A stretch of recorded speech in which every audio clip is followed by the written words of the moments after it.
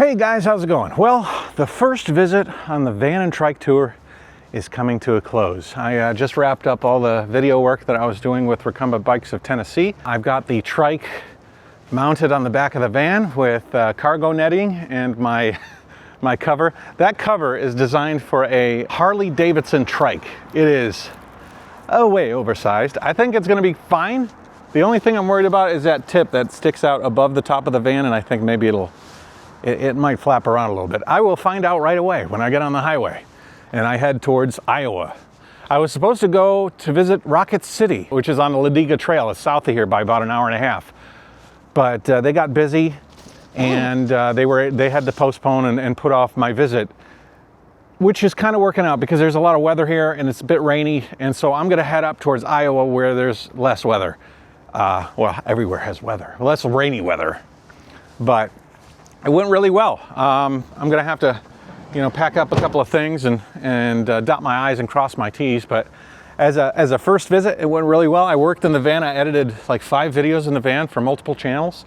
It was very comfortable. I went to Starbucks. I went to tested out a whole bunch of things. And being solo, without the dog and the cat or Annie or Eva, I found it very cohesive. It was really nice to work in the back and be able to focus a little bit. So yeah, super good result. We'll see how it goes.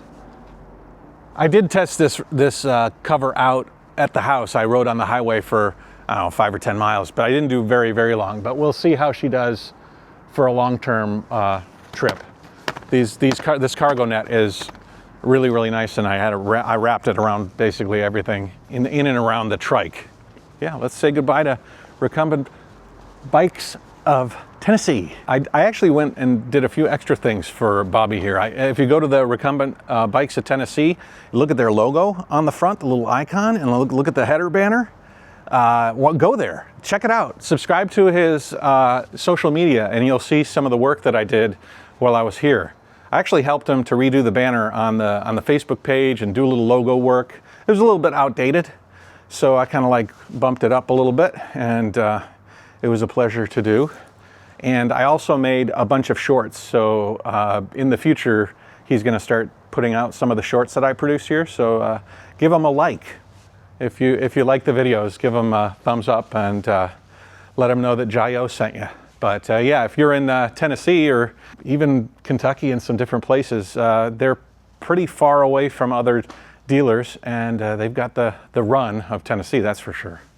And they've got a lot of selections here. So anyways, I'm going to say bye to Bobby, and I'm going to hit the road, and we'll go to the next one. The next visit is in Iowa, and it's Connecticut Yankee Pedaller. And I want to actually ask him, I think it's Dave, why is he called Connecticut Yankee Pedaller when he's nowhere near Connecticut? Sort of curious about that. I haven't asked him that question yet because I wanted to save it for when I visit him. We've got a multi-day ride ahead of us, and we will be driving down the highway, the majority of it stopping in some places. I was thinking maybe, if possible, we can stop and ride a couple of trails. But I also have a lot of video to catch up on, so I'm just going to sort of take it easy, ride up. Because we don't have Rocket City, I have some time to kind of like process not only all the stuff that I did here, but all the stuff in the past after Spetsy, which I have a lot of videos from Spetsy that I need to work on. So, Recumbent Bikes of Tennessee, the Recumbent bike shop that sells a lot of recumbent trikes.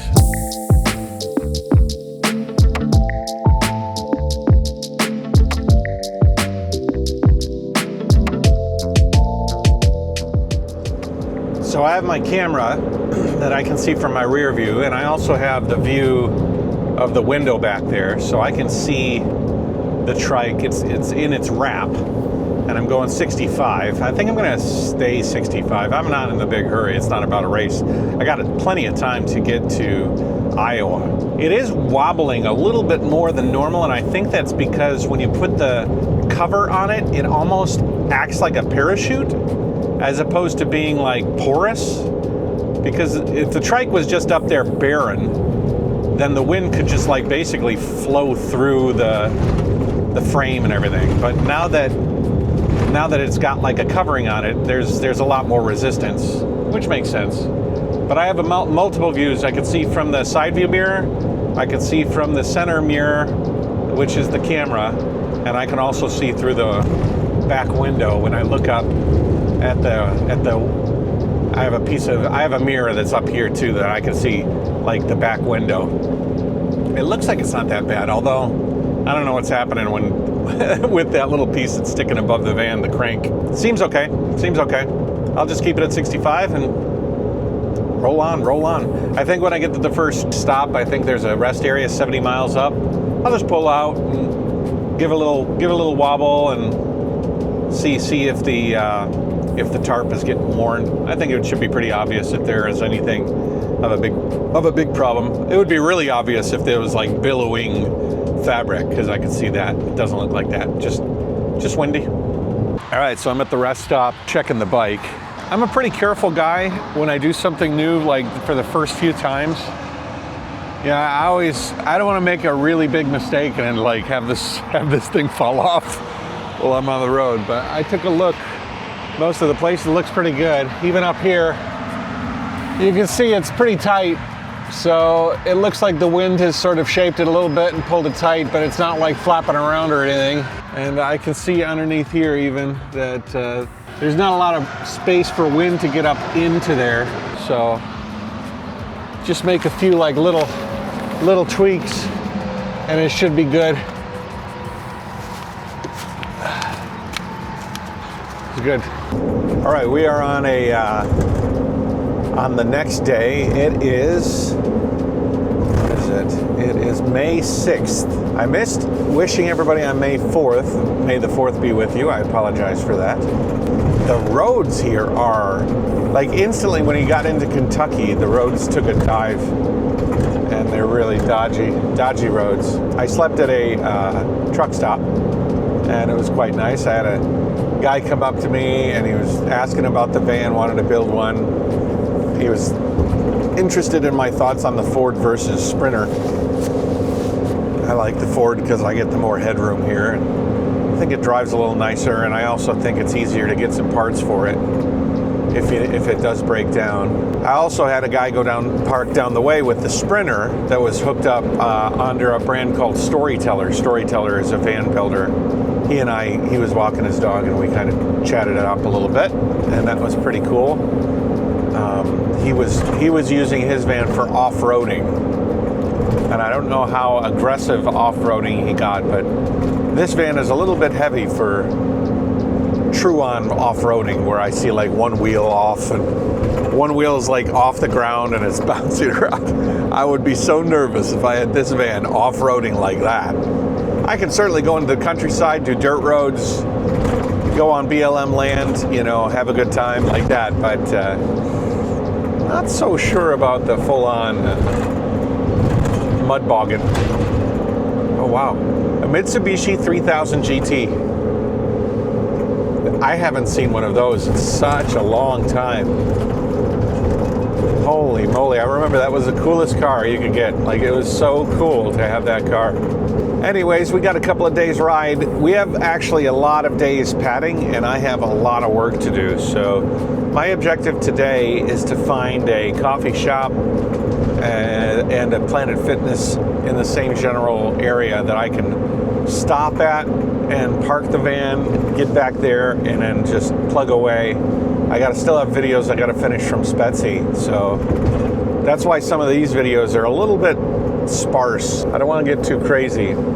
I still want to even make like van content and stuff. There's so much I want to do with this trip. We're just getting started. I'm very happy with the first visit.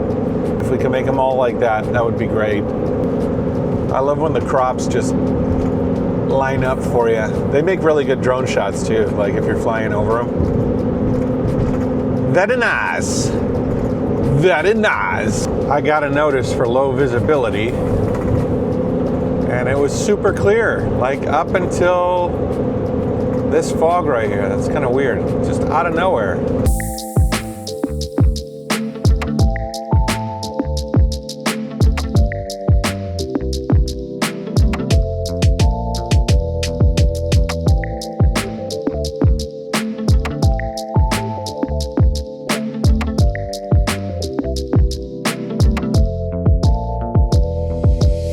Good morning, good morning. I'm at a truck stop outside of St. Louis. I woke up this morning and something strange. Starlink ran out of power, so I've been using a spare battery to like power it. And I was using it yesterday and I just let it stay on. And I have AT&T, that's dead, and T-Mobile, and Google Fi is dead. Is there a global apocalypse? Did an EMP shut down the world? There's cars that are driving around outside, so obviously isn't the end of the end, and other people are moving around, but it is a little bit weird. For a guy that's always connected, being disconnected like this is a little bit eerie. All right, guys, well, we are about an hour and a half away from the second stop on the Recumbent Trike and Van Tour, or Van and Trike Tour.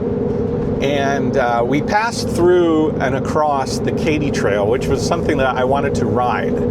I ended up absorbing a lot of the days between these two locations editing videos, because I'm still editing videos from Germany, and I want to make sure to bring us up to speed, because I want to be a little bit more current with the videos of this tour in particular. And I made some really nice videos. You've seen them already by the time you've seen this. I'm very curious how far behind we will be when you see this video. It was pouring rain, and the forecast was not looking very good when I passed through St. Louis, so I ended up making an executive decision and just cruising past the Katy Trail. The Katy Trail is an interesting trail. It's one of the longest contiguous trails. I think it's like 100 miles or something. And it's very flat. And it would be a trail I would like to ride with people, because I felt like if I stopped there and I rode a flat road through some beautiful places, that it would have been a lot better, say, if I was riding with some people. And that Katy Trail just didn't work out to be part of the tour. Maybe down the road I can bring the trike there and we can really check it out, but maybe do it with some friends. So instead, I just focused on editing videos, camped out at some truck stops. Last night I stayed at a Love's. Love's is a gas station here in America, and it's really, really popular with truckers. You can stop there and take a shower. There's really nice clean bathrooms, and they've got a parking lot there for you to stop. And so I slept in the Love's parking lot on my way, and I edited a bunch of videos, and we kept on cruising. But the next stop on this trip, which will be the next episode, will be a shop called Connecticut Yankee Pedaller. I've been talking with Dave, who is the owner, but when I get to Yankee Pedaller, we'll meet Dave, we'll meet his store, we'll do some meet and greet, and hopefully go for some fun rides. Hopefully I can do a lot of these bike shop owners are like homegrown, and they're not like big corporations. A lot of them have interesting backstories. A lot of them have passionate owners, but also a lot of them, they're cyclists at heart. They're not exactly social media professionals. And I'm not saying I'm a social media professional, but I have a lot of experience with social media. So when I go to these stores and check out the way that they do things, I'm going to offer them a lot more. For example, when I just left Recumbent Bikes of Tennessee, me and Bobby basically mapped out a plan to do a lot more than just a promotional video, to actually go there and help him. I did some logo work, I did some graphic work, and I gave him a bunch of different ideas and thoughts for marketing. And I'm hoping that I can do that with a lot of these shops, and my visit can really help them to kind of push their prestige and their presence on social media a little bit higher than it was. It'll make me feel good because, I'm a cyclist as well, and a traveler. A lot of back scratching. I scratch their back, they scratch my back, I'm scratching AZUB's back, everybody's scratching backs. It's been a pretty nice drive. The roads have been flat. I went through a little bit of construction. There was some stormy weather. Stormy weather. Who sings that song? Stormy weather. It's a Billie Holiday. Stormy weather. Good song. Oh no, why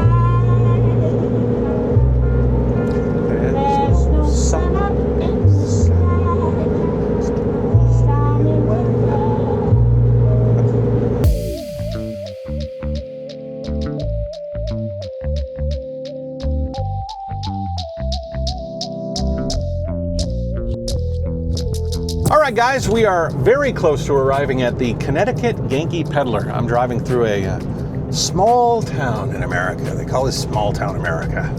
We are going to end this video of the transition between one and the other. I hope that my visit to Connecticut Yankee Pedaller turns out as well as it did at Recumbent Bikes of Tennessee. And we've set the benchmark, and I'm really excited to see how this trip goes as we continue visiting places. So thanks a lot. We'll catch you in the next one. Like, subscribe, share. I'll see you in the next one at Connecticut Yankee Pedaller. Hey guys, thanks for watching the episode. If you're interested in following along on the van and trike tour, check out my Map My Travels map in the description below. It shows the path I'm taking, and it'll be updated with dates as I progress along the route. The map was built on an app designed by my friend Tice, and it's something that I've been using since I started cycling around Asia almost a decade ago. Upload routes, customize your points, and even attach videos and images to each point. It's a fun way to share your journey, and it's available now if you're interested. Tice is offering a 50% discount on a coupon code that you can get by capturing the QR code on the screen or just by clicking in the links below. It's a great way to share your tour and help out a fellow cycle traveler. Thanks again, and catch you in the next episode.